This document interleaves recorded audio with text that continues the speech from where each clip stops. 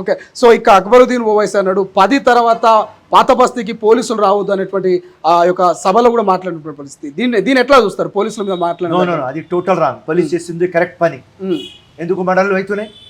రాత్రిపూట ఏం పని రాబాయి? ఖురాన్లో కూడా రాసి ఉన్నది, దినంకి డే టైంలో పని చేయి, రాత్రి పండుకో.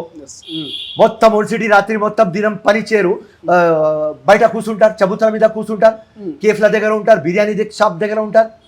మొత్తం రాత్రి పగలు రాత్రి మొత్తం మాట్లాడుతూనే ఉంటారు. ఏం మాట్లాడతారు రా భయ్? వాళ్ళకు ఏం పని? సో పోలీస్ చేస్తుంది జబర్దస్త్. మా commissioner of police Hyderabad Srinivas Reddy, మీరు చేస్తున్న పని జబర్దస్త్ చేయండి. అక్బరుద్దీన్ చెప్తాడు వీళ్ళకి ఏం కావాలి. ఓల్డ్ సిటీ డెవలప్ చేయరు, ఓల్డ్ సిటీకి బ్లాక్ లిస్ట్ పెట్టారు, ఒక్క డెవలప్మెంట్ కూడా చేయరు.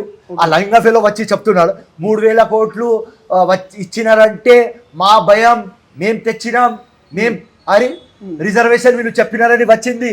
అరే ఇంత లంగా మాటలు రాబాయి. ఉట్టి అక్బరుద్దీన్కి అసదుద్దీన్కి చూటి క్వశ్చన్. మీరు అంత పీకుడు గాలు ఉంటే ఓల్డ్ సిటీకి డెవలప్ చేయరా? అంత లంగా మాటలు మాట్లాడకు. వాళ్ళకు అదృష్టం రాబాయి, నేను అసెంబ్లీలో లేను రాబాయి. అంతే వీళ్ళకి. అసెంబ్లీలో ఒకవేళ ఫిరోజ్ ఖాన్ అసెంబ్లీలో గనక అడుగు పెడితే అక్బరుద్దీన్ ఓవైసీ కావచ్చు, అటు బీఆర్ఎస్ కు బీజేపీకి చుక్కలు చూపించడం 100% వాస్తవం చెప్తా. దేవుడు తర్వాత ఎవరు అయ్యకి భయపడను. ఓకే, ఏది వాస్తవం, ప్రజలకి ఏది మేలు అవుతుంది చెప్తా. ఏం పీకినారు రాబాయి? అక్బరుద్దీన్ ఓవైసీ నువ్వు ఓల్డ్ సిటీలో ఏం పీకినావా? 10 years బీఆర్ఎస్ కేటీఆర్ నువ్వేం పీకినావా? రాజా సింగ్ నువ్వు బీజేపీ నువ్వేం పీకినావరా? చెప్పు నాకు. ఏం పీకలేదు కదా, వాస్తవాలు చెప్తా. ఓకే, సో ఆ ధైర్యం ఉన్నది, సబ్జెక్ట్ తెలుసు, 20 years నుంచి గ్రౌండ్లో ఉన్నా. నువ్వు వచ్చి ఏదైనా స్క్రిప్ట్ పెట్టి చదివితే అది picture, KGF picture, Baahubali picture, Hyderabad clear picture ఇస్తా. మాట్లాడున్నా, ధైర్యం చూస్తా. ఎందుకు భయపడతారా నాతో? ఇంత కాన్ఫిడెన్స్ గా ఉన్నటువంటి, ఇంత సబ్జెక్ట్ ఉన్నటువంటి ఫిరోజ్ ఖాన్ ని గెలవనీయకుండా ఎవరైనా చేసిరా? మీరే గెలవలేకపోయారా? బోకస్ ఓట్లు చెప్పినా అసదుద్దీన్ వచ్చి కూర్చున్నాడు నాంపల్లిలో. బీజేపీ క్యాండిడేట్ కి వాడే పెట్టుకున్నాడు.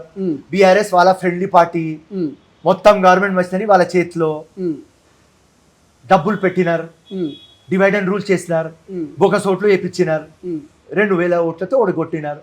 ఇవాళ మా గెలిచిన క్యాండిడేట్ మాజిద్ హుసేన్ మీద నేను ఓడిపోలేదు, అసదుద్దీన్ మీద ఓడిపోయినా. అసదుద్దీన్, బీజేపీ, బీఆర్ఎస్ అందరు కలిసి ఫైట్ చేస్తారు నా మీద. ఒకవేళ వాళ్ళు పులిలు అనుకో, గాడిదలు అని చెప్పను, పులిలు అనుకో, 5 పులిలు ఒక జగ, ఒక పులి ఈ జగ, అంతే. ఓకే, 2000తో ఓడిపోయినా. స్టార్ట్ అయింది, రైట్? ఓకే, సిస్టమ్ చేంజ్ అయింది. ఇప్పుడు ప్రతి ఒక్క పని ఉంటే ఉరుకుతున్నారు, ఎక్కడైనా పెళ్లి ఉంటే ఫస్ట్ పోయి నిలుస్తున్నారు, ఎవరైనా చనిపోతే అక్కడ పోయి నిలుస్తున్నారు, ప్రతి ఒక్క ఇంటికి పోయి ఏదైనా పని మాకు చెప్పండి అంటున్నారు. ఈ లంగా ఫెలోస్ కి దొరా mind set, dictator mind set, మేము రాజులు, జనాలంటే మా కాళ్ళ దగ్గర ఉన్నారే, బానిసులు అని ఆలోచించిన వాళ్ళకు ఎట్లా చుక్కలు చూపించినామంటే మొత్తం గల్లీ బస్తీ తిరుగుతున్నారు.